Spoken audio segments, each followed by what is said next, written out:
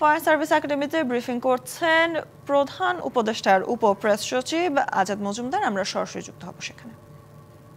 প্রধানমন্ত্রী তাজউদ্দিন আহমেদ এবং গৃহমন্ত্রী ক্যাপ্টেন মনসুর আলী ও এইচ.এম. কামরুজ্জামান সহ শতাধিক নেতার মুক্তিযুদ্ধ স্বীকৃতি বাতিল করা হয়েছে। এই খবরটি সম্পূর্ণ মিথ্যা, ভুয়া, ভিত্তিহীন এবং বিভ্রান্তিকর।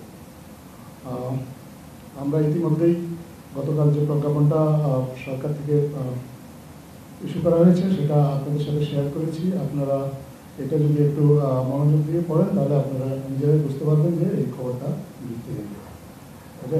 এছাড়াও আমরা নিজেরা আমাদের মুক্তিযুদ্ধ বিষয়ক মন্ত্রণালয় আজকে একটা সংবাদ সম্মেলন করে এ বিষয়ে তাদের অবস্থানটা ব্যাখ্যা করেছেন। আমরা নিজেরাও মুক্তিযুদ্ধ বিষয়ক মন্ত্রণালয়ের দায়িত্বপ্রাপ্ত উপদেষ্টা ফারুক আজম জনাব ওনার সাথে কথা বলেছি। উনি আমাদেরকে জানিয়েছেন পরিষ্কারভাবে মুজিবনগর সরকারে যারা ছিলেন তারা মুক্তিযোদ্ধা, যারা সশস্ত্রভাবে মুক্তিযুদ্ধ করেছে, যারা পরিচালনা করেছে তারাও মুক্তিযোদ্ধা, তবে এই সরকারের কর্মকর্তা কর্মচারী তারা সহযোগী মুক্তিযোদ্ধা।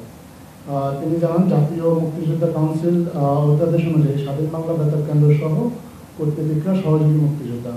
সহযোগী মানে এই নয় যে তাদের সম্মান ক্ষুণ্ণ করা হয়েছে।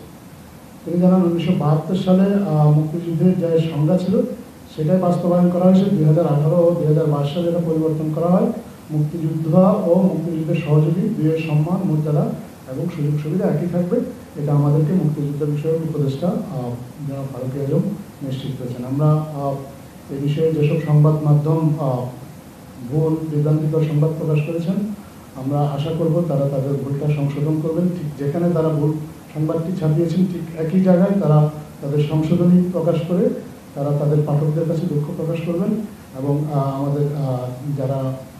আমাদের বাংলাদেশের মানুষ যাদেরকে তারা বিভ্রান্ত করছেন এই ভুল সংবাদ দিয়ে তাদের কাছে দুঃখ প্রকাশ করবেন। আর আমরা শুধু এটা নয়, আমরা আরও লক্ষ্য করেছি যে আরও অনেক আসলে ভুল সংবাদ আসে। আমরা নানা সময়ে আপনাদেরকে সঠিক তথ্য দিয়ে চেষ্টা করি এই ভুল সংবাদগুলো ধরিয়ে দিতে, কিন্তু আমরা আসলে বর্তমান অন্তর্বর্তীকালীন সরকার সংবাদ মাধ্যমের স্বাধীনতার ব্যাপারে খুবই উদার। আমরা সমালোচনাকে সবসময় ওয়েলকাম করি, কিন্তু আমরা আসলে কখনোই কাউকে এইরকম কোনো লাইসেন্স দেওয়া হয়নি যে তিনি চাইলেই একটা ভুল সংবাদ প্রচার করবেন। যারাই এখন থেকে এ ধরনের ভুল সংবাদ প্রকাশ করবেন বা বিভ্রান্তিকর প্রকাশ করবেন যেগুলো আমাদের মানুষকে বিভ্রান্ত করবে, সরকার তাদের বিরুদ্ধে প্রয়োজনীয় আইনানুগ ব্যবস্থা গ্রহণ করবে। ধন্যবাদ।